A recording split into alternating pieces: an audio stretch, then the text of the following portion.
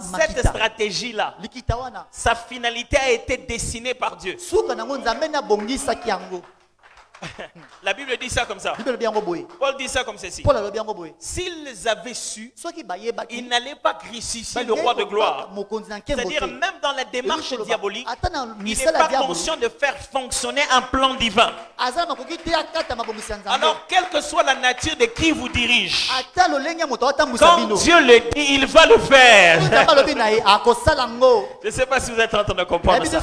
Malgré tous les plans qu'il peut avoir, il y a des volontés inévitable de Dieu qui sera obligé de le faire. Même si lui, il appelle ça autrement.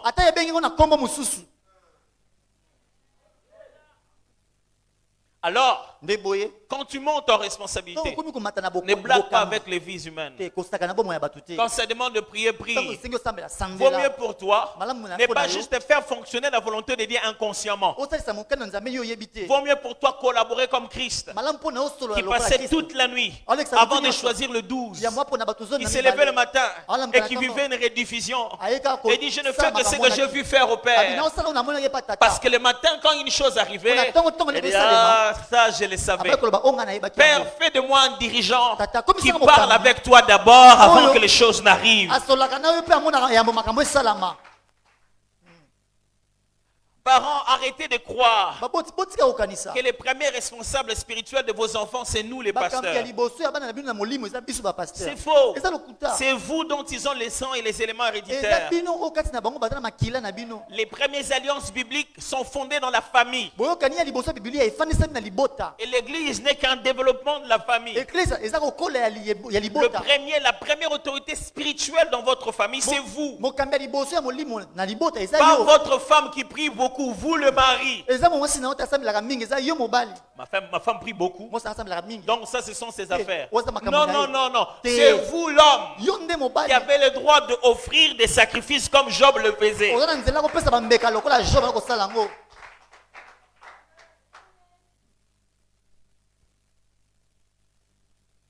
Ne gardez pas des enfants vous disant ils vont faire les sciences ou les études que vous n'avez pas faites.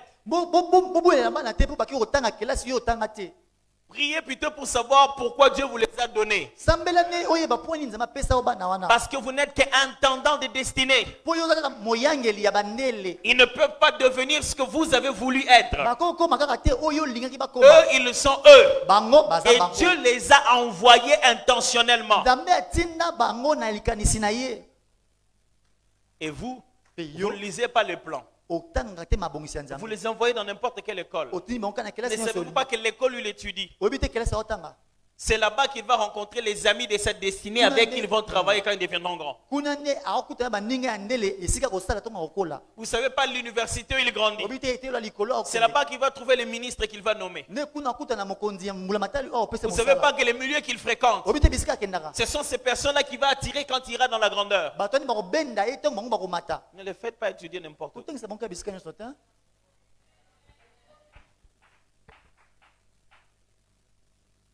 23. Tandis qu'il parlait avec eux, voici les Philistins de Gath, nommés Goliath, s'avançant entre deux armées, hors des rangs des Philistins. Pendant qu'il parlait avec ses frères, pendant qu'il s'occupait des autres, un Goliath, un certain Goliath, à ce moment-là, il venait depuis longtemps. Mais à ce moment-là, on dirait que Dieu organisait les choses pour qu'il vienne qu'à l'heure où Goliath arrive. Parce que David aurait pu arriver et repartir et n'avoir jamais vu Goliath et n'avoir jamais compris que depuis tous ces 40 jours ici, c'est ça qui arrête le problème. Il n'aurait jamais vu l'opportunité de se battre. Mais à ce moment-là, Goliath est arrivé. Si Dieu veut vous rendre leader, il causera le problème dont vous en serez la solution. Alors, ne vous dérangez jamais quand vous allez dans un contexte et vous sentez comme un problème s'est créé.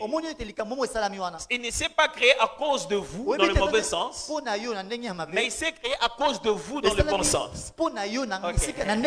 C'est-à-dire que lorsque vous entrez quelque part et vous ressentez que les défis deviennent difficiles, c'est-à-dire que la solution est arrivée.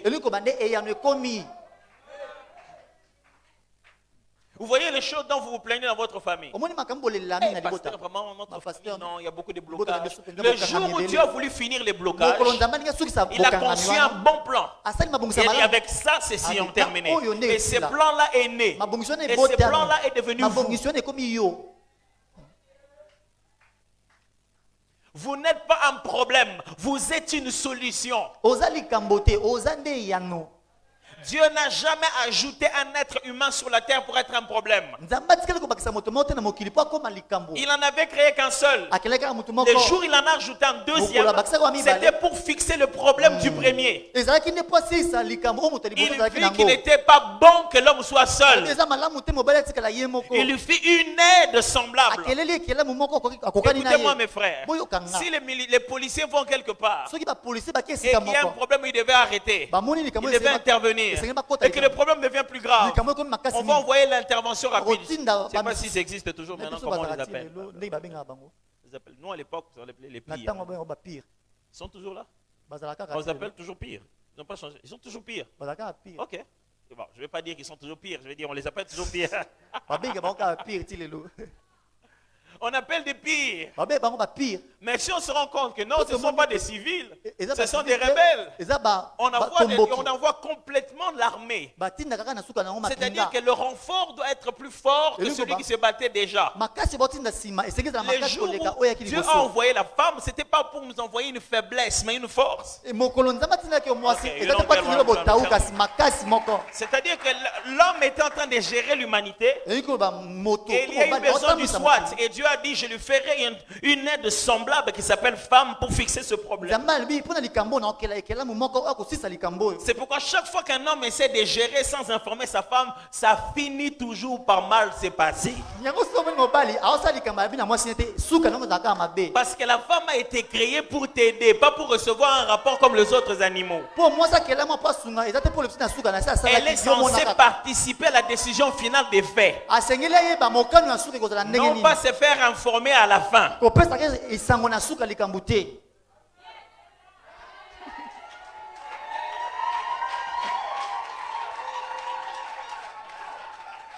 Les frères, ce n'est pas pour des raisons de Mars, dans tous les cas Mars est ici. Il y a 2 jours pour te récupérer la télécommande.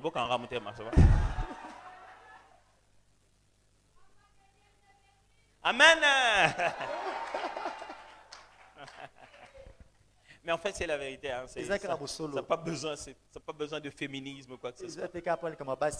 Parce que Christ, quand il est venu, en nous sauvant nous tous, il nous a appelés femmes, épouses.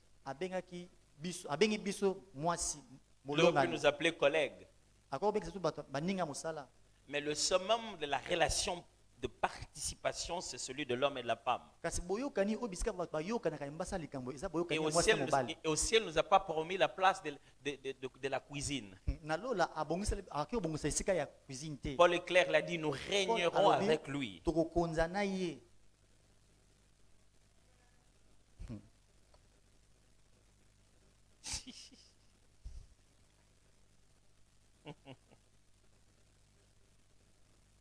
Vous êtes toujours là ou je vous ai perdu?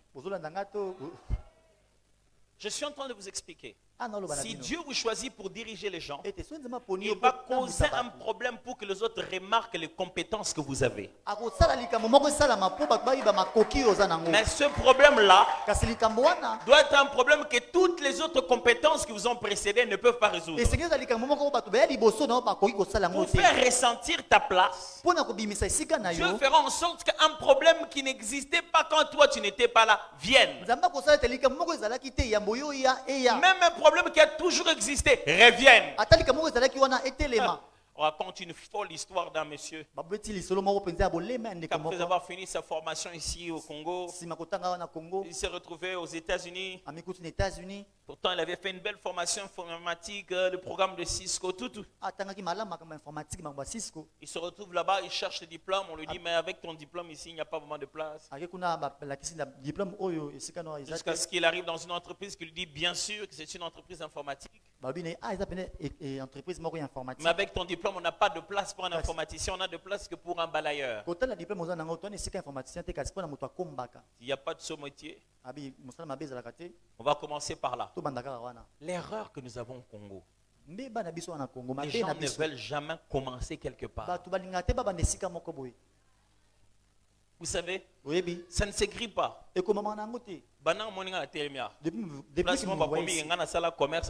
C'est écrit sur mon front que j'ai vendu les chikwang. Non, je n'ai pas seulement vendu, j'ai fabriqué la chikwang. Le kimpuka. J'ai tout fait. Je l'ai ramené ici à Kinshasa. Vous l'avez vu écrit, c'est écrit sur mon front. Depuis que je suis là, c'est écrit sur mon front. Et c'est énervant. Tu donnes à quelqu'un $100 et tu dis $100 seulement. Et puis ça raconte. Mais c'est que ça. Ah oui, $100 caca. Remets-moi ça. Vous connaissez des gens qui ont de petits commerces, ils vendent des cartes comment on appelle ça, des cartes de recharge là, cellulaire, airtime. Et il a à peine 100 000 francs de. 100 000 francs. Yobé, tu as 4 grands frères non batol. Tu as fait 100, tu vas demander à tes 4 grands frères. Chacun te donne $250, $300 à la fin du mois. Et puis mois prochain, au Robandazou, et le mois prochain, tu vas recommencer à demander. Et Matthieu 7,7. Et c'est toi qui utilises souvent le verset de Matthieu 7,7. Et puis on se plaint. Après un mois, $20. Tu te plains aussi, tu dis aussi qu'il m'a donné seulement $20. Il faut arrêter ces choses-là. Il faut commencer quelque part. Toujours. Et le jeune homme a commencé à balayer. Un jour, panique au bureau. Tout le monde court dans tous les sens. À l'époque, c'était vieux. Les ordinateurs ne vivaient qu'avec des unités centrales. Mais l'entreprise où il balayait fournissait beaucoup de services à plusieurs personnes dans le pays. Il voit des gens entrer, les gens courir. Il a vu faire que balayer. Jusqu'au moment où le patron sort. Il dit, celui qui va fixer notre problème, il va devenir le responsable technique. Imagine-toi qu'on cite ton poste, que quelqu'un va devenir toi si tu as quelqu'un de le responsable technique va chercher aussi des solutions. Et on voit les chefs en train de transpirer des coups de téléphone. Le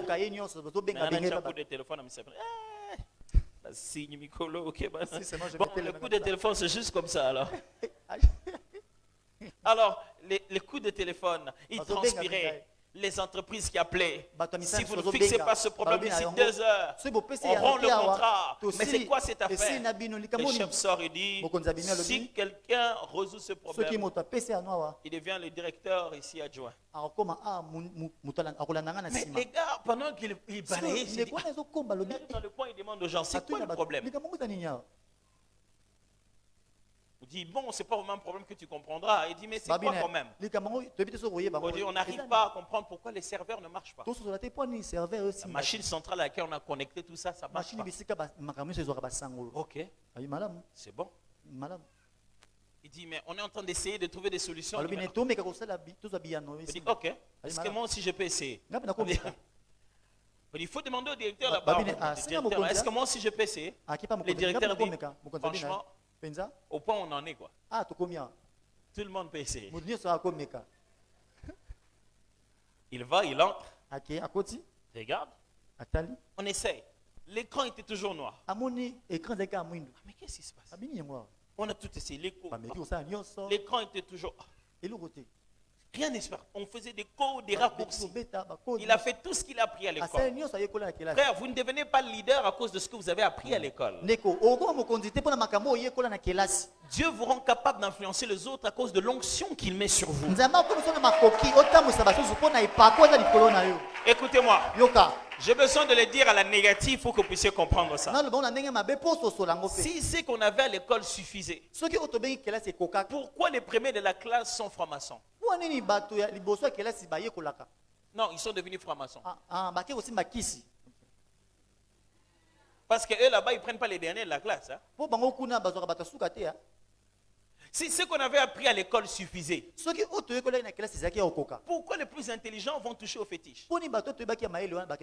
Parce que ce n'est pas ce qu'on a appris à l'école qui suffit. Pour diriger les hommes, il faut être animé d'un esprit supérieur. Alors ce qui arrive ici, c'est que les jeunes hommes essayent. La même chose que tout le monde a appris à l'école. Ça ne marche pas. Il a dit, est-ce que vous pouvez me laisser même 2 minutes seul? Parce qu'il voulait prier. Il a commencé à parler un peu là-bas. Il a commencé à parler en langue. Mon frère, si cette histoire de parler en langue, ça ne servait à rien. On a dû attendre 50 jours pour qu'ils viennent. Si ça n'ajoutait aucune valeur et que c'était optionnel. Mais pourquoi il a donné? Pourquoi? Il a commencé à prier en langue. Tous les blancs se sont dit, bon, il est en train d'invoquer des gris-gris à l'africaine. Il parle des langues qu'on ne connaît pas. Ils sont sortis. Il a commencé à prier, à parler. Il dit, Seigneur, quand Dieu vous rend leader, ce n'est pas pour que vous puissiez faire les choses sans lui. Ok, j'aimerais bien vous expliquer. Quand Dieu vous envoie, ce n'est pas parce qu'il est absent. Quand Dieu vous envoie, ce n'est pas parce qu'il est absent. C'est parce qu'il est présent avec vous. Les jeunes hommes se rendent compte qu'il faut chercher Dieu maintenant. Prie. Pendant qu'il priait, il a reçu une vision. Une petite vision. Boum. Une petite vision. Où il a juste vu que, en fait, il y avait une image où il y avait le bouton où on appuie pour pouvoir allumer l'écran de l'ordinateur.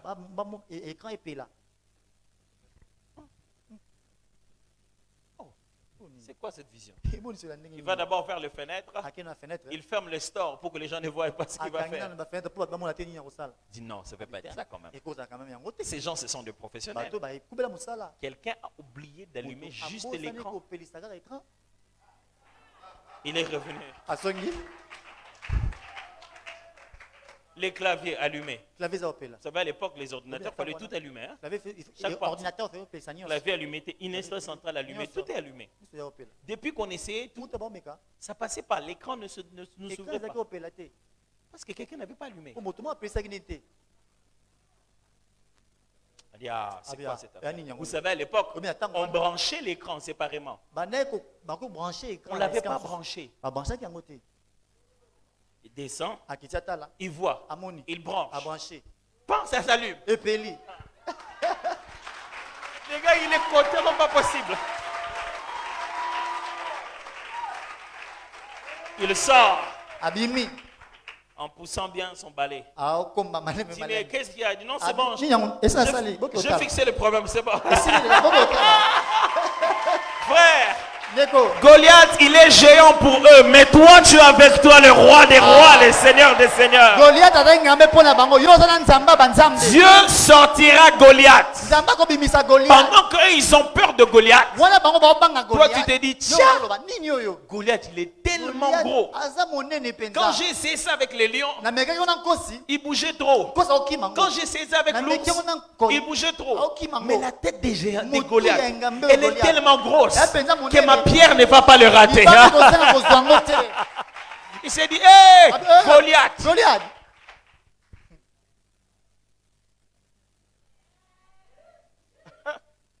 savez, quand vous lisez l'histoire de David et Goliath, vous pensez que c'est un petit garçon qui se bat avec un grand armurier, quelqu'un de puissant. Un petit garçon, oui. Mais ce que David est en train d'utiliser, ce n'est pas une lance, c'est une frange. On appelle ça comme ça par terme seulement. Mais dans l'armée, il y avait 3 genres de combattants. Et il y avait donc l'infanterie, on appelle ça l'infanterie. Bon, on appelle ça infanterie. Mais c'est ça, on n'en a peut-être pas dans notre terme. Mais Ceux qui se battent entourés d'armure et tout, avec épée, ainsi de suite. Et puis il y avait des archers, ceux qui se battaient à distance. Il y avait ceux qui se battaient justement avec des franges, qui lançaient cela de manière très ciblée.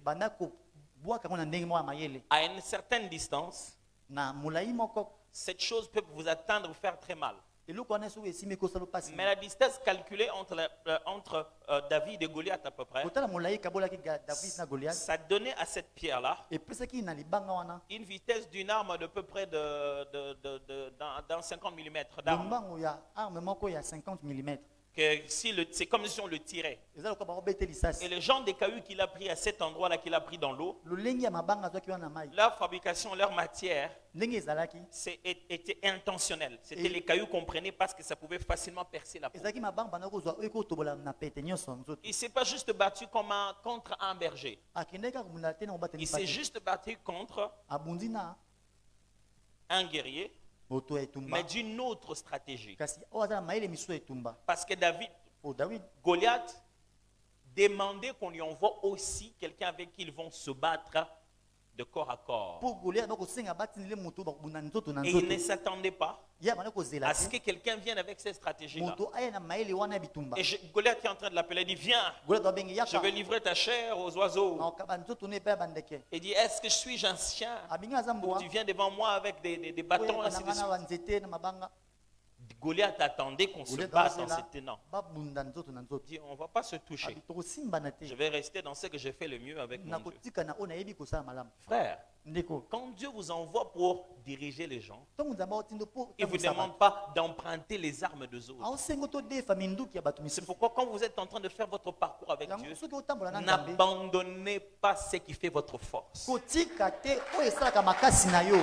Saül a dit, Saül, quand il a su que Goliath demandait une guerre, un combat, il a fait porter à David la tenue de tous ceux qui fonctionnent dans l'enfanterie. Il a dit, prends l'armure. Il lui a mis la tenue pour le style de combat. Il a dit non, pas avec ça. Je ne me battrai pas à sa manière. Frère, quand vous dirigez les hommes, ne vous battez pas à leur manière. Quand ils ne parlent, taisez-vous. Quand ils racontent, soyez gentils. Quand ils conçoivent des mauvais plans, démontrez l'amour. Parce que les choses qui vous ont amené jusque-là vous maintiendront encore beaucoup plus loin que là où vous êtes. Ne jouez pas au jeu du diable, il en est maître. Est-ce que quelqu'un m'entend très bien? Ne jouez pas au jeu du diable, il en est maître. Restez dans la stratégie de Jésus. La même stratégie qui a marché avec 2 personnes, elle marchera même avec des milliers de personnes. 24. Tandis qu'il parlait avec eux, voici les Philistins de Gath, nommé Goliath, s'avança entre les 2 armées, hors des rangs des Philistins. Il tint les mêmes discours que précédemment, et David les entendit. À la vue de cet homme, tous ceux d'Israël s'enfuirent devant lui et furent saisis d'une grande crainte. Vous voyez l'effet qu'il fait aux autres. Chacun disait, avez-vous vu s'avancer cet homme? C'est pour jeter à Israël un défi qu'il s'est avancé. Si quelqu'un le tue, le roi le comblera des richesses. Il lui donnera sa fille et il affranchira la maison de son père en Israël. Frères et sœurs, vous devez savoir une chose. Chaque fois que vous avez des combats en tant que leader, ce n'est pas vous que l'on cherche. C'est les gens qui sont derrière vous que l'on cherche. Quand vous devenez un influenceur sous n'importe quelle forme,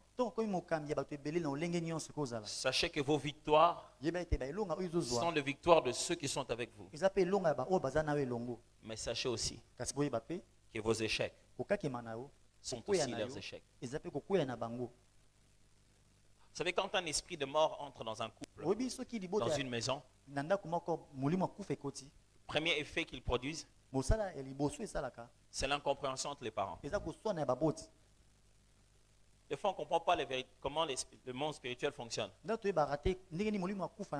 que quand un esprit de mort arrive, c'est pour donner la mort. physique. Elle doit commencer à causer mort dans toutes sortes de parapluies qui couvrent son objectif.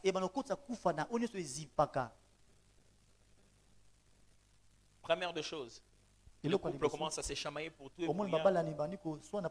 Il n'y a plus de vie de prière. À ce moment-là, un enfant tombe malade. On ne sait pas qui va vraiment le suivre de près. Chacun un peu énervé. Et l'enfant tombe encore malade. Et c'était juste une petite fièvre. Et puis on le ramène à la maison. Et puis la nuit, l'enfant tombe brusquement très malade. Parce que le parapluie de l'unité des parents n'est plus. Et ça, avant de le causer, bien avant, commence par une distraction. Les parents sont tous pris dans leur téléphone.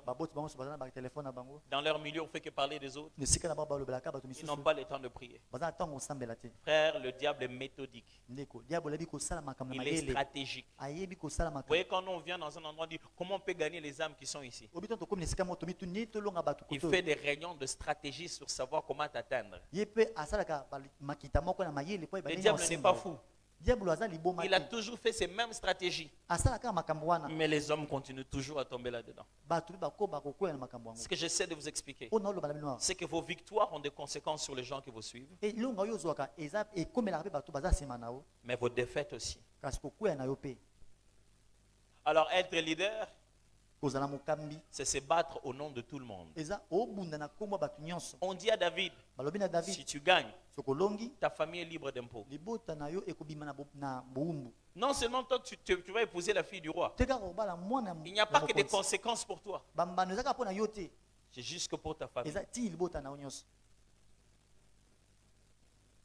Sache que si tu finis ce temps de prière, le résultat ne sera pas que pour toi. Il sera aussi pour ta famille. Tu vois, quand le diable t'empêche de faire ces veillées-là, de finir ces jeûnes-là, ce n'est pas que toi qui l'empêche. Il voit toutes les personnes que tu vas libérer avec. Il voit ça. Cette distraction-là, cette vie de prière qui est en train de disparaître. Il voit tes enfants. Il voit tes soeurs, tes frères. Il voit même tes voisins. Il voit même des collègues qui sont devenus proches de toi. Et ce gars, il est stratégique.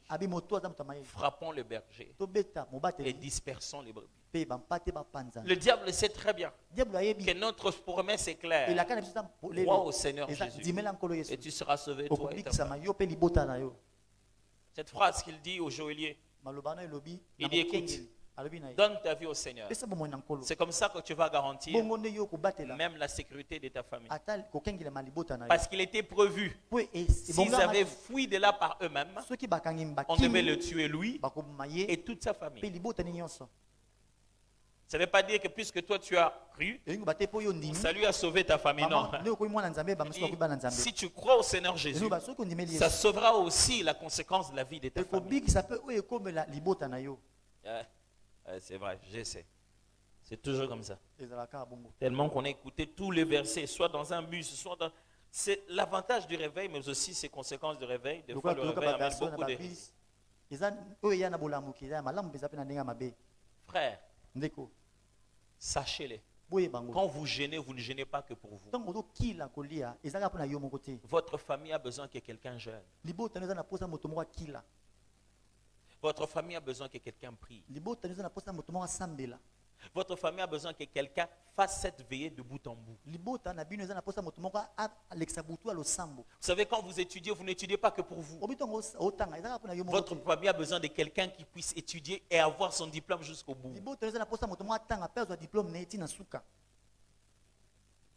Il y a des gens qui attendent que vous souffrez pour avoir ces diplômes. Et il y a des gens qui attendent que vous puissiez souffrir pour que vous puissiez prier comme vous êtes en train de le faire. Vos résultats seront le résultat de tout le monde. Des fois, quand vous êtes leader, vous obtenez la victoire pour tout le monde. Et eux, ils commencent d'abord à jurer de ça, même avant vous.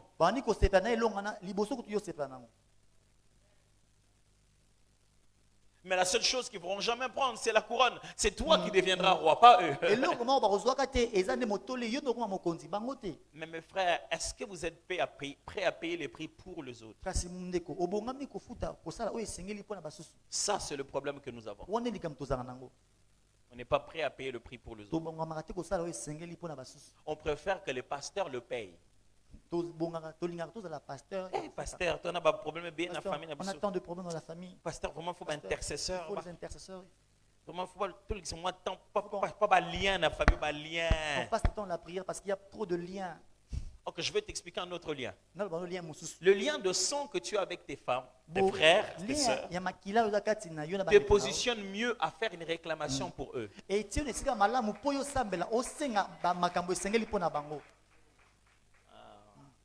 Très important de savoir ça. Il n'y a pas que les réclamations.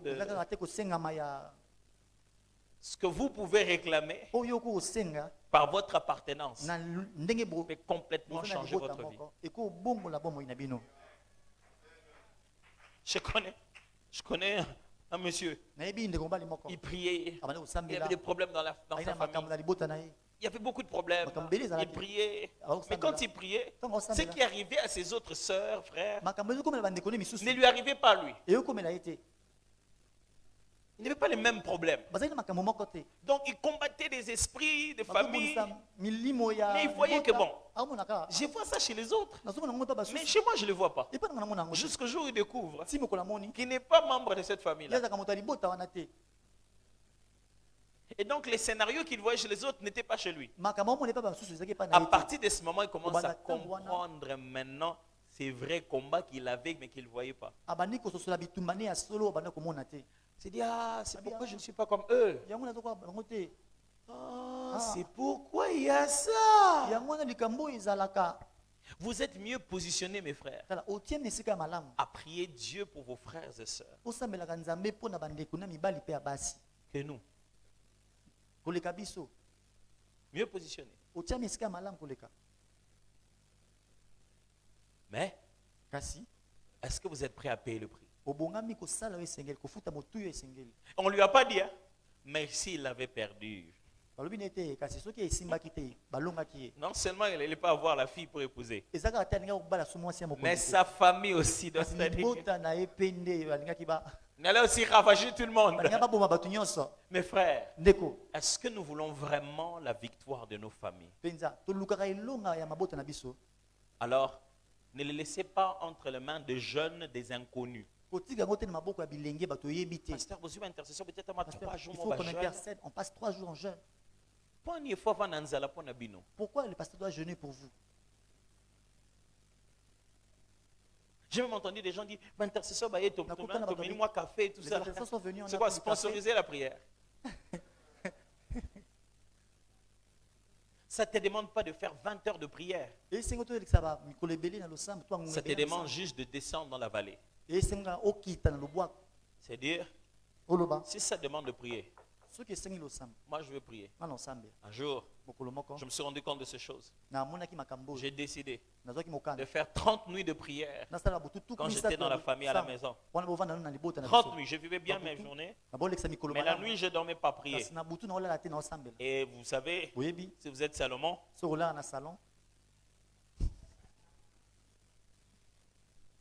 vous devez trouver des techniques pour éviter les moustiques.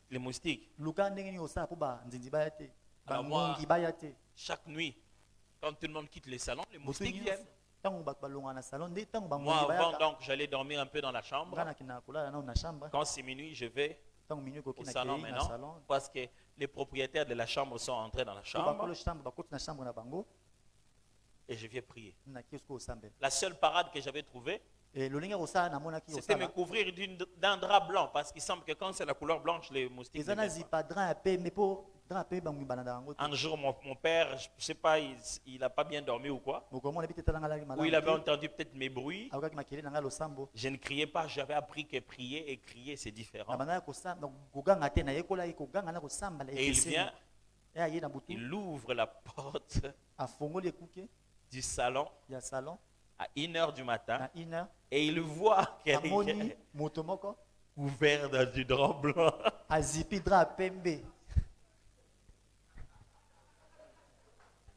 Le matin, pendant que je dormais encore, il ne savait pas que j'étais réveillé. Il appelle tous mes frères. Il dit, mais est-ce que vous surveillez bien votre frère? Il n'est pas entré dans des choses bizarres.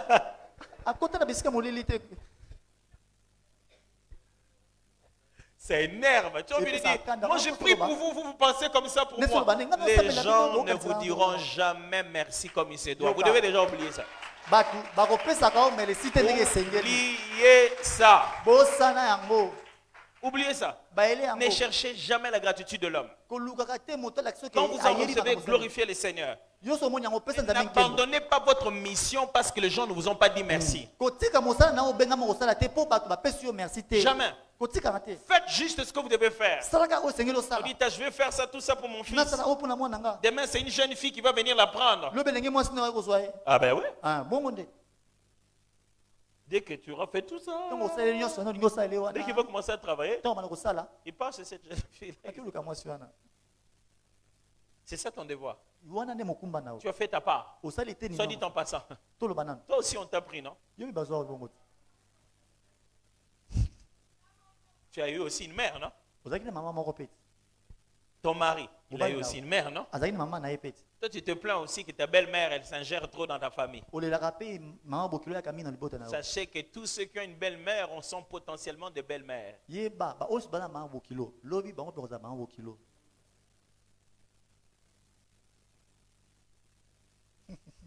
Où sont parties celles qui disaient Amen tout à l'heure quand je parlais de la femme?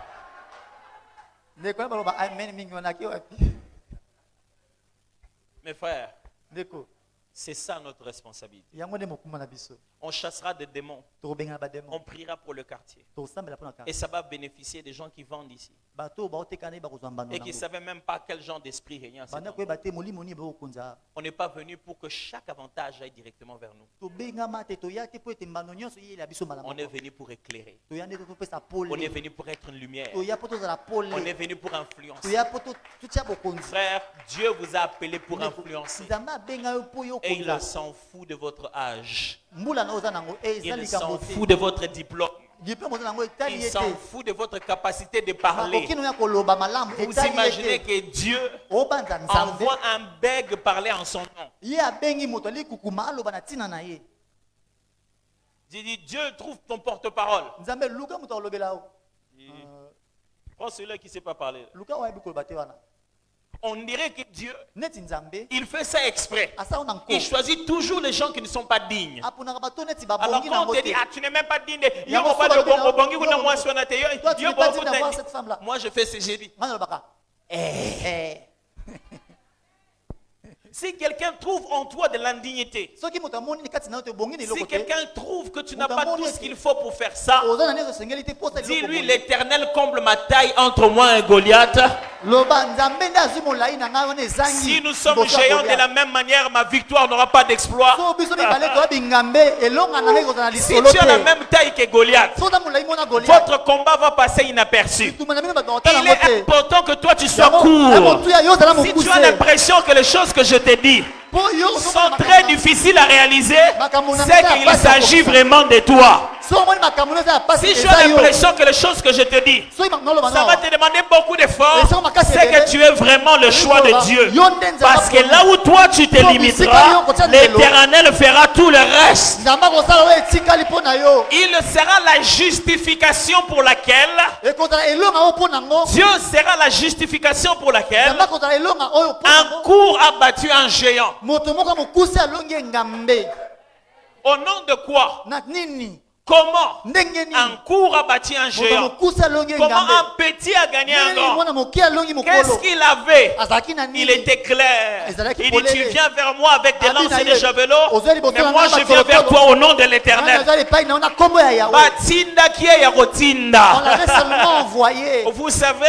quand on rendissait, on savait que quand vous allez à Matete, tu vois un petit bout d'homme en train de venir et qui te menace, ne touche même pas. On l'a envoyé.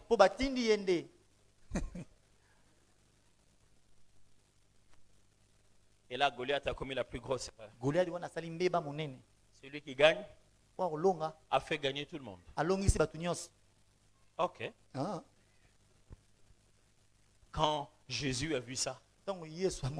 Mais Ah, David, ça c'est fantastique.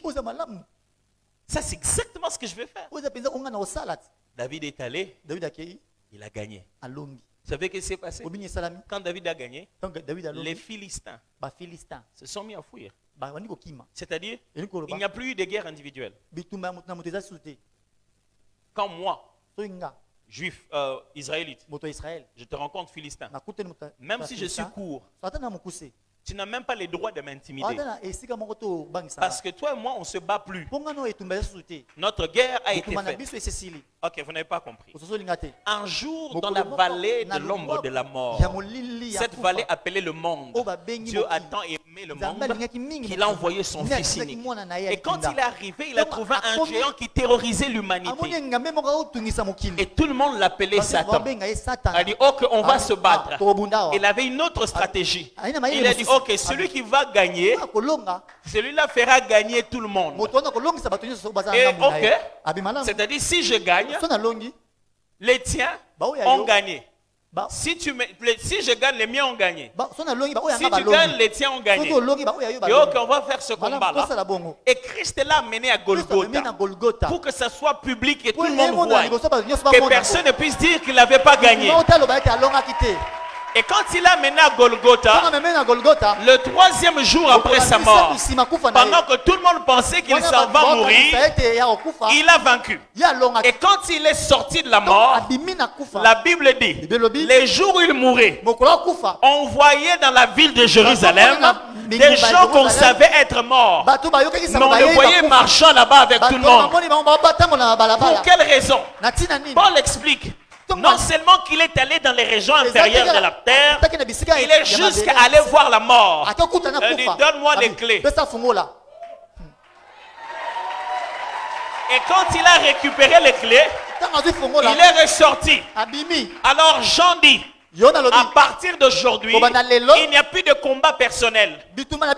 C'est-à-dire quand un Israélite rencontre un Philistin, ils ne peuvent plus se battre.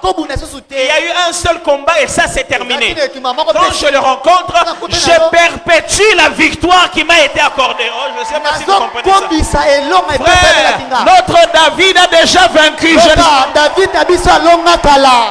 David a déjà vaincu. Même si le Philistin que tu rencontres, essaie de t'intimider, n'aie pas peur. Rappelle-lui la session. Rappelle-lui la séquence. Nous ne devons pas nous battre, toi et moi. Le combat est déjà terminé. Il n'y a plus rien à faire, papa. Il n'y a plus de combat, mes frères. Jésus les a terminés. Ok. Peut-être vous allez comprendre ici. Quand Jésus est arrivé sur la terre et qu'il était en train de chasser les démons, un jour, il a voulu déléguer. Alors, il voulait déléguer. Il dit aujourd'hui, je ne veux pas travailler. Il veut déléguer les apôtres. La Bible dit, il appela les apôtres. Luc chapitre 10, chapitre 11. La Bible dit, Jésus leur donna le pouvoir au-dessus de la puissance de l'ennemi. Peut-être ces mots-là ne vous intéressent pas. Mais la Bible dit Jésus les appela, il leur donna le pouvoir au-dessus de la puissance de l'ennemi.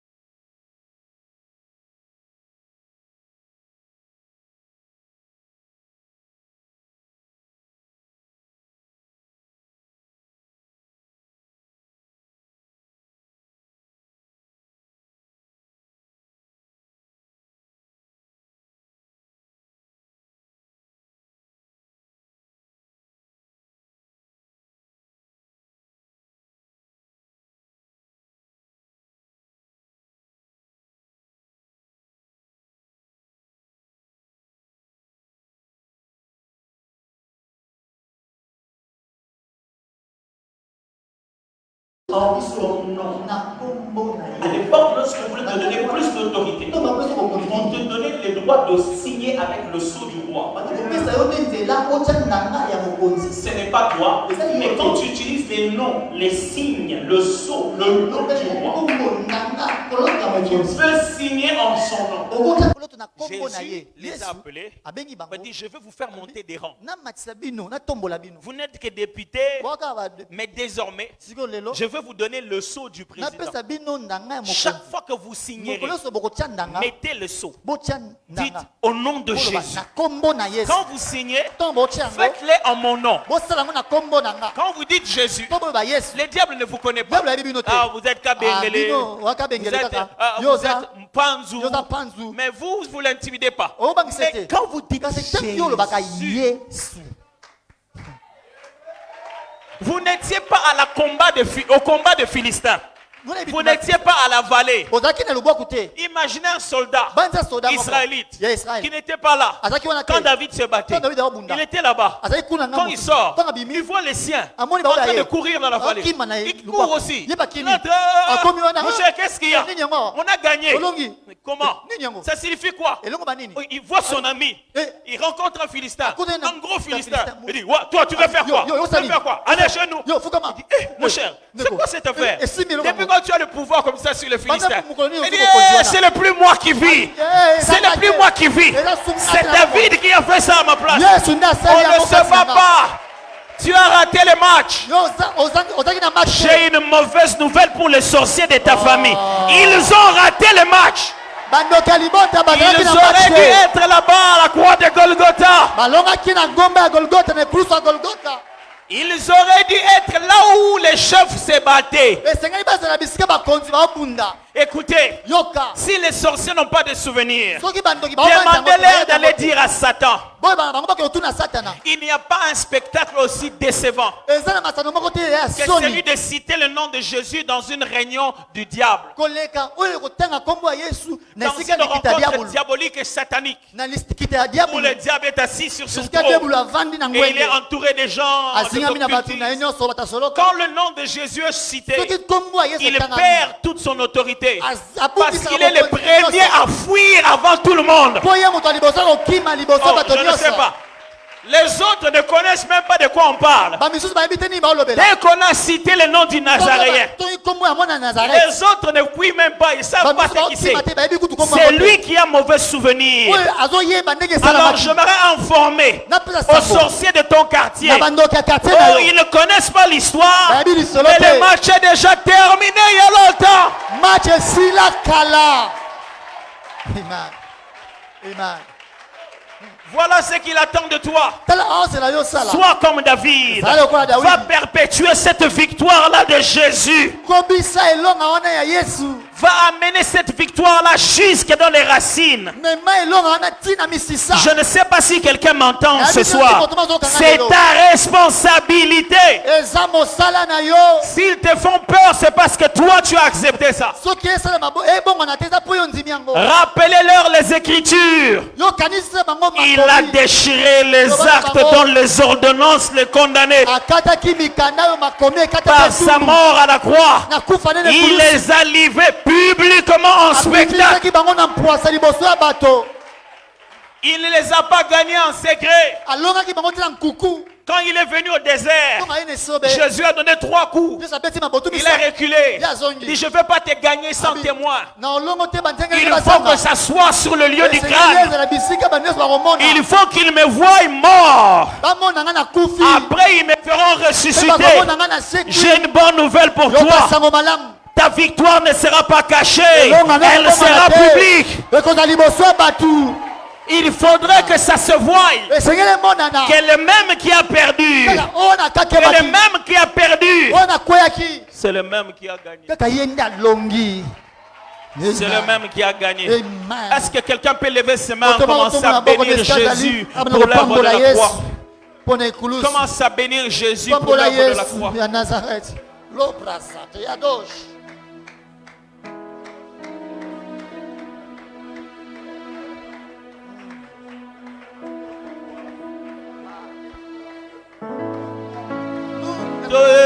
Kotombola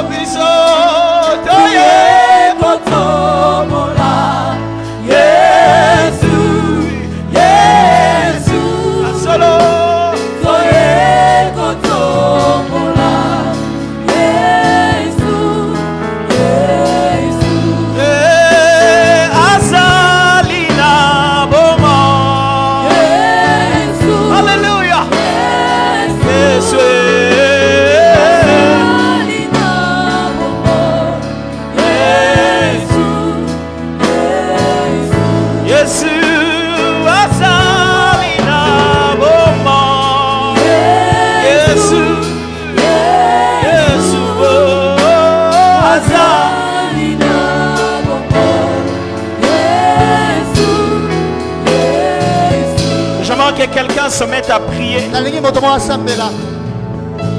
à imposer la victoire de la croix dans sa famille, à imposer la victoire de la croix dans sa famille, imposer la victoire de la croix chez toi, dans ton entreprise, dans le sol où tu vis, impose la victoire de la croix. Il a vaincu pour que je puisse vaincre aussi.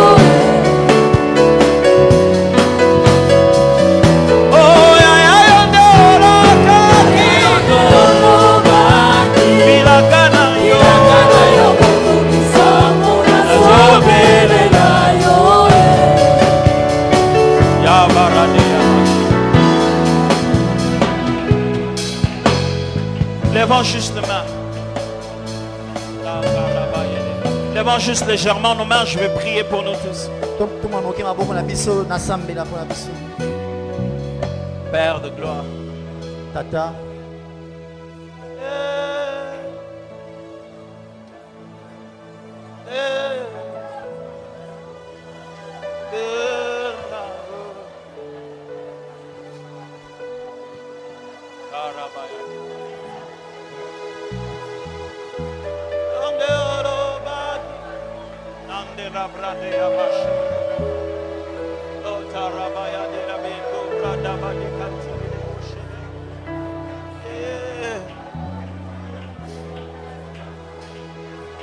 Je ne sais pas pourquoi vous êtes là, mais Dieu est là pour vous visiter, vous ici.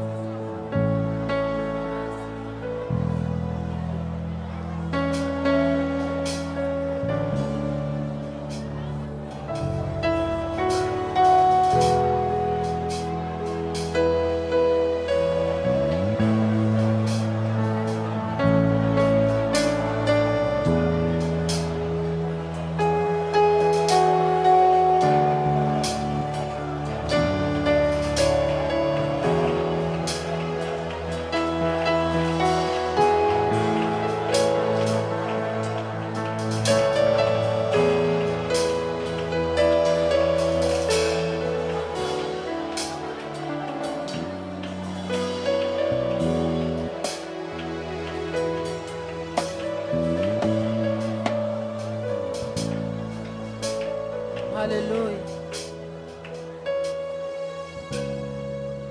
Jésus, Jésus. Merci pour l'œuvre de la croix. Merci pour l'œuvre de la croix. Ta venue nous a sauvés. Ta venue, Seigneur, c'était pour notre salut. Tu as porté sur toi nos infirmités, nos maladies. Et c'est par tes meurtrissures que nous avons été guéris. Tu es monté à la croix, tu as dit tout est accompli. Il n'y a donc maintenant aucune condamnation pour ceux qui sont en Christ. Alors nous déclarons ce soir, il n'y a plus donc aucune condamnation pour ceux qui sont en Christ. Tu as vaincu la mort. Tu as vaincu la maladie. Tu as vaincu les péchés. Tu as vaincu les liens de famille. Tu as vaincu les malédictions de famille. Tu as vaincu ces choses qui sont devenues des cycles dans les vies. Tu as vaincu. Tu ne t'es pas arrêté là. Tu nous as donné ta victoire. Tu nous l'as donné. Tu nous l'as donné. Tu nous as donné tout pouvoir. Non, comme le pasteur l'a dit, pas le pouvoir en pouvoir, tu nous as donné l'autorité. L'autorité. Peu importe qui je suis. Le fait que j'ai Jésus. Le fait que j'ai cette autorité qui m'a donné. Tout genou fléchira. Tout genou fléchira. Toute langue confessera que nous appartenons à Dieu. Les sorciers proclameront que nous appartenons à Dieu. Ils s'agitent là où ils sont. Ils bougent là où ils sont. Parce qu'ils reconnaissent que nous t'appartenons. Alors je déclare ce soir la victoire sur le diable ce soir dans nos vies. Nous proclamons la victoire sur le complot des hommes. Nous déclarons ce soir la victoire sur les choses qui ont été faites contre nous. Nous déclarons la victoire. Parce que nous l'avons. Alors nous la déclarons ce soir sur nos vies, sur tout ce qui nous appartient. tous les domaines de nos vies. Au travail, dans les couples, dans les foyers, dans la vie des enfants. Nous déclarons la victoire de Christ. Même là où ça commençait à tanguer, les choses deviennent stables. Les choses deviennent stables. Les choses deviennent stables. Oh Seigneur, merci. Merci pour chaque personne ce soir. Seigneur, merci parce que ce soir tu as changé nos vies. Nous croyons qu'à chaque fois que nous venons dans ta maison, c'est pour avoir un plus. Alors nous rentrerons dans nos maisons ce soir avec des cris de victoire. Parce que nous l'avons entre nos mains. Nous rentrerons. Cet oncle-là, cette personne, il nous voyait avoir peur d'habitude. Il nous verra ce soir entrer plein d'assurance. Plein d'assurance. Parce que celui qui marche avec nous est plus grand que lui. Celui qui est avec nous nous a donné l'autorité sur lui. Seigneur, merci ce soir. Seigneur, de nous rappeler qui nous sommes. Merci de nous rappeler ce que nous possédons, Seigneur, par Christ. Parce que souvent, lorsque nous avons des difficultés, nous oublions même qui nous sommes. Alors, Seigneur, merci ce soir de nous rappeler que nous avons l'autorité sur tout. L'autorité sur tout. Et c'est avec cette autorité que nous allons rentrer avec dans nos maisons. Ah Seigneur, continue de nous faire du bien. Nous t'acclamons, nous t'acclamons. Amen. Amen. On peut se rasseoir. Vous en faites pas, j'ai fini. Je vais remettre tout à l'heure le micro au pasteur. J'aimerais vraiment encore une fois de plus dire énormément merci au pasteur, pour l'invitation que vous m'avez donnée, de m'avoir supporté. Chaque fois je regarde l'heure à laquelle on finit. Mais je pars vraiment satisfait. Je pense que j'ai eu le temps de parler, d'expliquer vraiment beaucoup de choses ici. Alors je voulais juste dire deux ou trois petites choses. Parce que autant on sait comment s'exerce le ministère de louange, et on voit comment s'exerce le ministère de chant, je veux dire de prédication.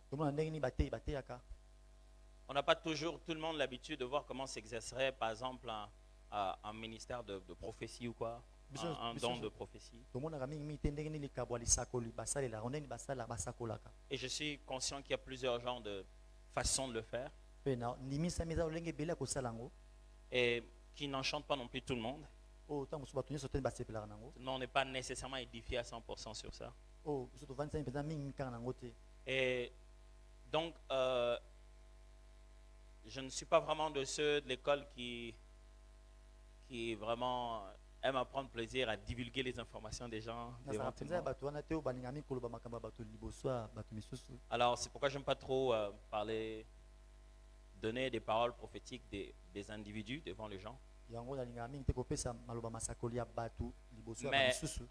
je ne suis pas en train de dire que ceux qui le font mal, pas du tout. Mais juste diversité d'opérations. Mais il arrive à quelques fois où Dieu, vraiment, je fais tout, mais il me demande de faire ça, donc je dois quand même être obéissant. Tout n'est pas au niveau d'un choix. Alors, quelquefois, le fait d'avoir dit ça publiquement, c'est une façon de fixer ça spirituellement. Et j'ai remarqué qu'avec le temps, si Dieu me demande de parler d'une personne, c'est parce qu'il est possible qu'il soit un échantillon. Donc les choses que je vais lui dire, beaucoup de gens vont se retrouver dedans. Et donc c'est comme un message qui est pour tout le monde.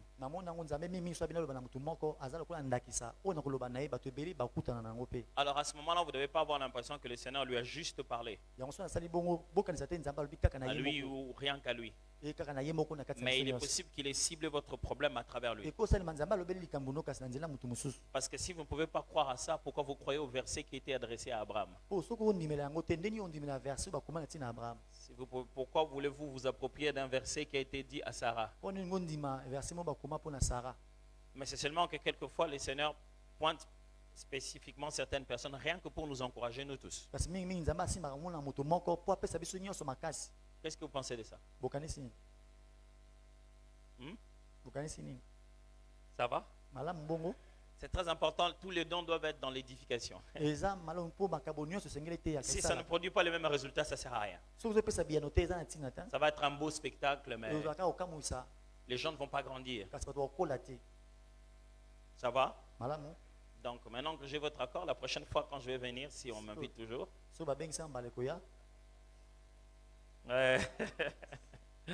vous dites ça, mais vous ne savez pas, quand je vais dans le bureau là-bas, c'est là-bas que ça se décide.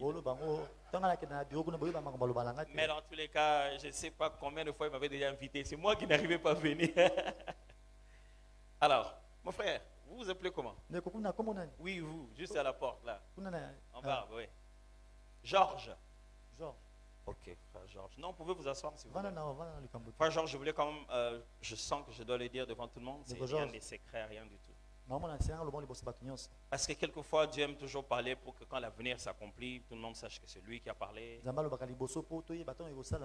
Et qu'on ait des témoins qui puissent être capables de nous dire, tu sais, Dieu avait dit un truc comme ça. Frère Georges, pendant que j'étais ici, je crois que le Saint-Esprit voudrait que je te parle de quelque chose qui concerne en fait ton appel. Frère Georges, le Seigneur t'a appelé. Mais il y a deux choses qui sont en train de se battre dedans de toi. À la fois à le servir dans le ministère et à la fois à le servir dans les séculiers. Alors, le problème qui se trouve ici, c'est trouver la vraie balance, à quel moment il faut lâcher l'un pour l'autre. Mais en réalité, tu n'auras pas besoin. Les choses vont s'alterner progressivement. Chaque chose va donner les fardeaux qu'il faut. Tu auras le fardeau de chaque chose en son moment. Parce que au moment où l'appel spirituel, l'appel au ministère monte, les opportunités professionnelles viennent. Et quelquefois tu te culpabilises de pouvoir te tourner aussi à autre chose qu'à l'œuvre de Dieu. Mais le Seigneur me demande de te dire que tu vas accoucher des jumeaux. Ça va être dans les deux camps. Parce que tu dis tout le temps au Dieu, pourquoi j'ai cette passion pour le pays, pour le développement de... Pendant que j'ai aussi la soif, la passion pour l'œuvre. Comment ces deux choses peuvent m'abriter? Le Seigneur me demande juste de donner cette sagesse pour que tu saches que chaque chose apparaîtra à son temps. Et que lui n'est pas censé annuler l'autre. Et que tu reconnaîtras la saison de chacune d'entre elles par l'onction qui viendra sur toi. C'est clair pour toi? Amen. Je vais prier pour toi, Père. Je prie pour le frère Georges. Tu me disais tout à l'heure, je veux qu'il sache que je le sais, que je le connais, je le sais en public.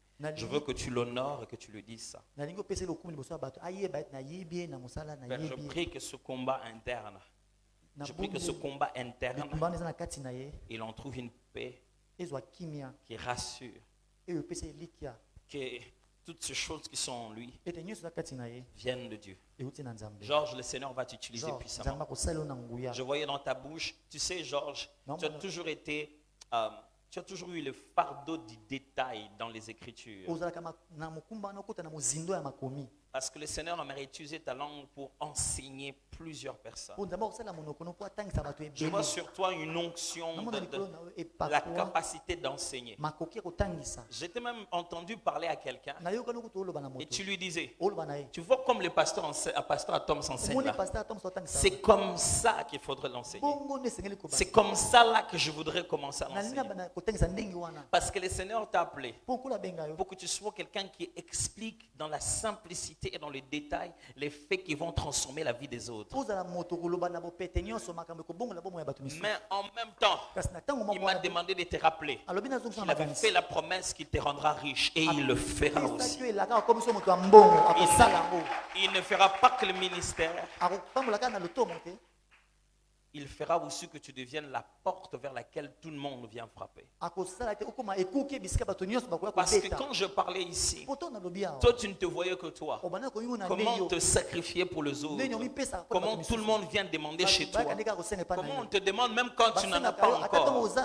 Le Seigneur me demande de te dire, ça c'est le signe qu'il a fait de toi une source pour d'autres personnes. Et il va commencer à alimenter la source pour que la source puisse alimenter ceux qui sont là. Que cela soit ton partage. Amen. Amen. Ma soeur, vous vous appelez comment? Vous, le protocole, s'il vous plaît. Le protocole? Oui. Comment? Galilée. Galilée. Waouh. J'ai jamais entendu quelqu'un qui s'appelle Galilée, à part celui qui avait se fait tuer à cause de ses affirmations philosophiques sur la position de la terre. C'est ça? Hein? C'est Galiléo. Galilée. Je voulais juste te parler d'un petit quelque chose qui concerne un peu une victoire assez particulière dans votre famille. Mais que non seulement les Seigneurs. Est-ce que tu as des membres de famille ici? Oui. Ah, les deux seulement? Vous vous appelez comment? Pas Judée quand même. Merveille. Ah, ok. Vous pouvez rester debout, Merveille? Alors, parce que quand je voulais vous parler de ça, j'avais l'impression que je parlais à plusieurs personnes. C'est comme ça que j'ai reconnu qu'il y avait quelqu'un de la famille ici. Alors, en fait, c'est simple. Hein? Le message, il est vraiment très simple. Je vais juste le mettre dans le contexte pour que vous puissiez en souvenir. Vous venez de passer des moments de combat très très difficiles dans votre famille. Et je sais que vous avez un combat très particulier qui attaque les jeunes filles. Qui est très féminin. Qui est limité dans le temps. Qui est lié à vos engagements, à vos mariages et des trucs comme ça. Qui a pour but juste de causer des délais ou de causer du désordre, plus la relation devient plus ça devient sérieux, plus ça devient compliqué. Quoi. Et quand j'étais en train de te voir ici, je voyais comme une ligne de personnes derrière toi. Et on m'a dit, tu vois comment il est debout là? Dis-lui juste que c'est parce qu'il a fait son travail que j'aimerais libérer toutes les autres jeunes filles derrière elle pour que ça puisse se faire de cette manière. Alors je prie Dieu que ce combat dans votre famille, que ce soit du côté des filles exceptionnellement, que la victoire soit réelle. Tu sais, la victoire quand elle est réelle, c'est juste que ce qui nous empêche d'avoir, vous allez l'avoir. Je pense que vous me comprenez. Non seulement vous allez l'avoir vite, rapidement. Parce qu'en une même année, ça va se faire chez plusieurs personnes. Parce que le Seigneur veut simplement vous donner une victoire pleine. Mais je vois aussi quelque chose. Les parents sont vivants? Les parents sont vivants? Les deux? Ok, merci beaucoup. Je voyais quelque chose qui me faisait un peu mal, qui me dérangeait. Parce que j'étais en train de voir l'un des parents très très malade. Il est vraiment très très malade. Plusieurs fois on a vraiment frôlé. Ça a été quand même difficile. Je viens à un moment donné, les gens en train de pleurer, de prier. C'est devenu quand même un peu dur. Et ça fait partie des combats qui ont lieu vraiment cette année qui vient de finir et ce début de cette année. C'est très récent. Alors, le Seigneur me demande de vous dire, il ne va pas partir maintenant. Je ne sais pas c'est lesquels de vos parents. Il ne va pas partir de ça.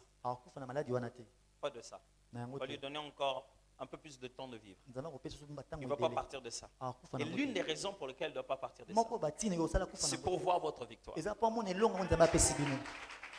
Parce que, en fait, c'est vous qui l'avez demandé. C'est vous qui avez demandé ça à Dieu. Vous étiez en train de dire, Seigneur, on va partir comme ça. Et puis, il n'a même pas vu mon mariage, il n'a même pas été là.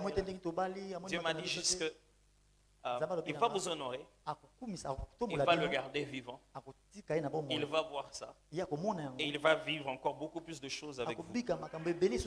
Ce n'est pas de ça qu'il va partir. Quel que soit les moments où des fois ça revient, on dit qu'il a fait une crise. Dieu me demande de vous dire, ne priez plus avec peur. Ce n'est pas de ça qu'il va partir. Je ne suis pas en train de vous dire qu'il va être totalement guéri. Je suis en train de dire que le Seigneur va le maintenir en vie. Il y aura de temps en temps de petites crises.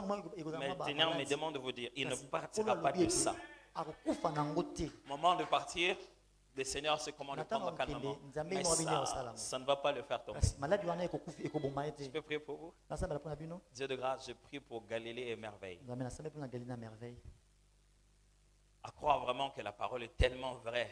Il y avait ici des David de leur famille et ils ont vaincu au nom de toute la famille. Et je prie, Père de gloire, et cette victoire qu'ils ont obtenue, qu'ils croient en cela. Ouais, qu'ils croient en cela. Qu'ils croient en cela et qu'ils le voient s'accomplir. Sur leur chemin, toutes ces limitations sont parties. C'est terminé ça. Ça c'est une vieille histoire. C'est ôté à partir d'aujourd'hui au nom puissant de Jésus. Merci pour cette nouvelle saison qui est dans leur vie. Saison de joie, saison de bonheur, saison de joie, saison de bonheur, saison de joie, saison de bonheur. Vous donnerez, vous honorerez les gens. Les gens autour de vous seront fiers de vous. On viendra encore et encore, on viendra à plusieurs fêtes. Parce que l'Éternel ordonne la fête dans votre famille. Pour le même endroit où on a pleuré, au même endroit où on va se mettre à se réjouir. Père, gloire à ton nom. Pour ce que tu feras dans la famille. Au nom de Jésus. Amen. Alors vous voyez combien de temps ça peut nous prendre? Ça peut être très très long. Si on doit aller comme ça, de personne à personne. Donc il est déjà tard. Peut-être la prochaine fois on aura juste un jour, on passe plus de temps pour faire ça. Parce que le but c'est simplement quelquefois, parce que le but de ça c'est l'édification. Juste après avoir entendu une parole de Dieu, pas nécessairement pour vous, mais pour quelqu'un d'autre. Ça vous permet de vous dire, waouh, Dieu existe vraiment. Et c'est ça le but de ça. Et même plus, quand vous voyez ça s'accomplir, dites, Dieu avait dit ça. Alors Dieu veut qu'on sache qu'il n'a pas écrit un livre pour nous envoyer. Qu'il est vivant jusqu'aujourd'hui et qu'il continue à parler. Alors, il n'y a pas tous les jours que c'est par un miracle qu'il est fait. Le miracle est tout aussi don spirituel que la prophétie ou la parole de connaissance. Et on ne doit pas juste laisser à l'église le don juste de pouvoir enseigner ou de prêcher. Il y a plusieurs autres dons et ça ne devrait pas toujours venir de la chair ou du micro. Que moi qui parle. Ça peut venir de l'assemblée, des frères et sœurs. Maintenant que vous savez que nous tous on est un peuple prophétique. Donc la prochaine fois je vais venir, on va faire des exercices. Vous commencez à apprendre comment vous-même vous le faites avec tout le monde. Comment vous-même vous le faites avec tout le monde. Wow. Cette chorale a quand même beaucoup de promesses de Dieu.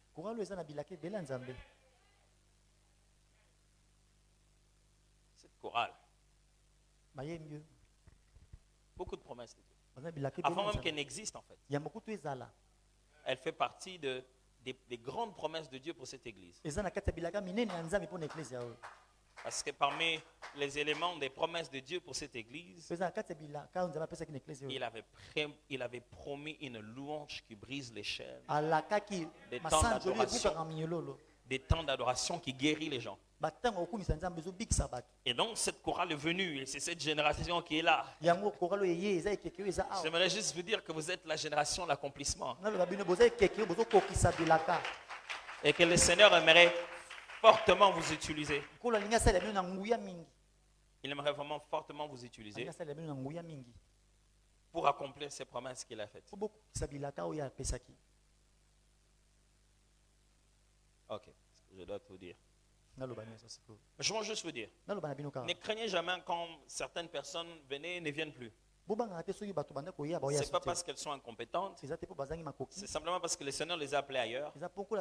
Et vous n'êtes pas moins nombreux. Et vous n'êtes pas incomplet. Certaines d'autres personnes vont venir en chemin quand vous avez déjà fait un long parcours, beaucoup plus large que ça. Mais j'aimerais vous supplier. J'ai vu plusieurs fois le diable vouloir détacher, en fait, tirer en morceaux votre unité. Je vous en supplie. Ne laissez pas place à ces il a dit, elle avait dit, on avait dit d'ailleurs, celui-là avait dit. Ça va? Ok. Je vous ai vu en train de régler des problèmes comme ça. Réglez-les une bonne fois pour toutes. Ne laissez pas ça vous déchirer. Est-ce que vous m'entendez? Parce que j'étais en train de voir sur cette église comme le Seigneur qui voulait commencer une œuvre glorieuse à travers vous. Et sachez que s'il y a quelque chose qui est descendu dans cette assemblée, il y a une onction qui est collective, qui est corporative sur vous. Ce n'est pas seulement sur des individus, sur vous en tant que groupe. Alors plus que jamais, devenez soudés. Si quelqu'un on cite son nom, en train de pouvoir toujours déranger tout le monde, demandez-lui de se mettre de côté. Mais vous n'êtes pas au moment de pouvoir laisser ça vous détruire. Vous êtes une seule armée. Et cette église a des dimensions vers laquelle entrer à travers vous. Vous devez. J'ai prié pour vous. Père de gloire. J'ai prié pour cette chorale. Je vois juste une chorale, mais je ne connais pas. Mais toi, tu sais. Pourquoi tu les as choisis? C'est eux. C'est vraiment eux. Et je les sais. Tu connais leurs limites, mais tu connais aussi ce que tu as mis en eux. Je prie au nom puissant de Jésus. Je vais prier pour toutes les dames qui, dans cette assemblée ce soir, ont eu des problèmes de conception. Que ce soit une conception qui ne vient pas, ou que ce soit juste des fausses couches qui sont en train de se faire. Bon, je n'ai pas nécessairement besoin que vous puissiez vous lever, mais je voudrais que juste l'église lève la main. Ce sera la dernière prière que je vais faire. Si nous pouvons tous lever nos mains droites, et que vous êtes ici ce soir, ou que vous êtes ici ce soir, vous venez d'une maison de la personne qui a ce problème. Vous venez d'une maison là où la personne qui habite avec vous a fait une fausse couche, ou en fait il n'arrive pas toujours à concevoir. Ça fait beaucoup de temps. Je veux que nous puissions tous lever nos mains ensemble. Cette chose, ça turlupinait dans ma tête, ça ne m'arrêtait pas. Je sentais vraiment qu'il y avait une onction comme si les gens accouchaient ici dans cette assemblée. Et je prie vraiment que ça puisse s'accomplir. Est-ce que les bons moments, nous pouvons commencer à déclarer la victoire dans ce domaine, dans leur vie? Je vais demander à maman Nadège, je vais venir prier pour elle et ce sera fini pour nous. Levez juste la voix, commencez à prier les seigneurs.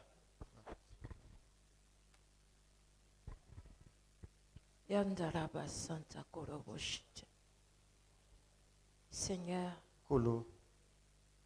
depuis le commencement, tu as donné un ordre. Tu as dit soyez féconds, multipliez. Tu n'as pas demandé la vie d'Adam ni d'Ève. Tu as donné un ordre. Tu as dit soyez féconds. Ça ne demandait pas leur avis. C'est ta volonté que tu as imposée. Alors nous déclarons ce soir. Ils sont féconds. Ils vont multiplier. Ils sont féconds. Ils vont multiplier. Ce que j'aime avec la parole de Dieu, elle s'actualise à tout moment. Tu avais prévu ce temps depuis le commencement. Soyez féconds. Multipliez comme Dieu le veut, comme Dieu l'a prévu depuis le commencement. Plus de complications, plus de difficultés, plus de fausses couches.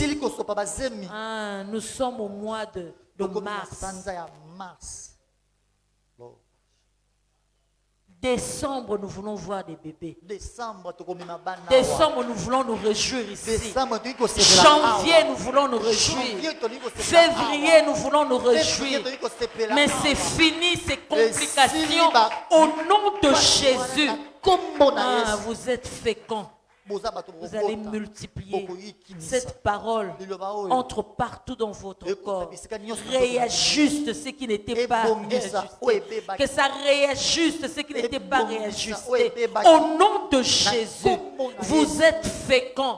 Vous allez multiplier. Vous êtes féconds. Vous allez multiplier. Pas par la volonté d'un homme, mais par la volonté de Dieu depuis le commencement. Nous tiendrons ces bébés entre nos mains. Nous nous réjouirons d'avoir ces bébés. Parce que c'est ce que Dieu a décidé. Au nom de Jésus. Amen. Amen.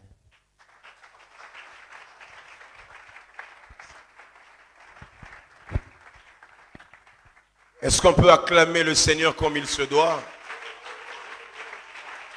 Vous savez, il y a un Dieu qui parle. Nous ne servons pas, allez, des idoles. Non, nous servons un Dieu vivant. Non, nous servons un Dieu. Nous servons un Dieu. Nous avons un Dieu qui agit, qui est puissant. Alors, est-ce qu'on peut acclamer pour ce Dieu qui fait au-delà, infiniment au-delà de ce que nous pensons, de ce que nous demandons? À lui soit l'honneur et la gloire. Alléluia. Est-ce que quelqu'un ce soir a été béni? Est-ce que quelqu'un ce soir a été béni? J'aimerais dire à quelqu'un ce soir que tu sors d'ici en champion et d'autres des championnes. Nous sommes des vainqueurs. Nous sortons ici en vainqueurs parce que celui qui a vaincu habite en nous. Le champion des champions, Jésus habite en nous. Seigneur, merci pour ce séminaire merveilleux. Ce mélange, ô Dieu, d'adoration et de prophétique, Seigneur. Ah, Éternel, tu nous as gavés, tu nous as nourris, tu nous as fait du bien et nous t'en sommes infiniment reconnaissants. Seigneur, il se peut qu'on n'ait pas cité mon nom, mais je sais que l'onction du Saint-Esprit ne me ratera pas. Que la puissance de Dieu ne me ratera pas. De la même manière que ces familles ont été libérées, sont victorieuses, nous également nous sortons ici, nous ainsi que nos familles, dans la victoire. Merci Seigneur, dans le nom de Jésus, nous disons tous ensemble, Amen. Que Dieu vous bénisse. Pasteur Atoms, Maman Nadège, du fond du cœur, nous vous disons merci. Église, est-ce qu'on peut dire merci à ces hommes de Dieu en acclamant le Seigneur? Merci.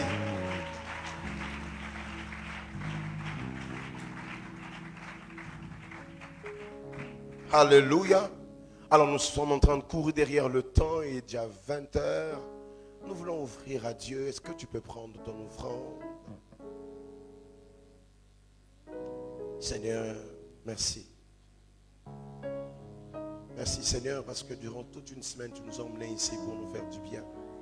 Tu nous as nourris, tu nous as équipés, tu nous as redressés. Seigneur, nous voulons t'apporter ce que toi, tu nous as donné.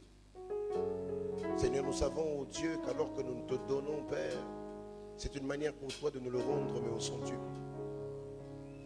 Si la division et la soustraction est notre part, la multiplication est ta part. Merci Seigneur pour ce temps de bénédiction, ô Éternel. Bénis toute main qui apportera quelque chose dans ce panier. Dans le nom de Jésus, nous avons ainsi prié. Quelqu'un m'aide à dire encore Amen. Est-ce qu'on peut d'abord acclamer le Seigneur? Est-ce que là où nous sommes, nous tous nous tenir debout, je vous en prie. On peut se tenir debout alors que nous voulons offrir à Dieu. Je demanderai d'abord à ceux qui sont devant pour éviter les allers-retours, ceux qui sont devant. On va commencer d'abord à offrir à Dieu et puis après, nous allons tous venir selon que nous connaissons les instructions.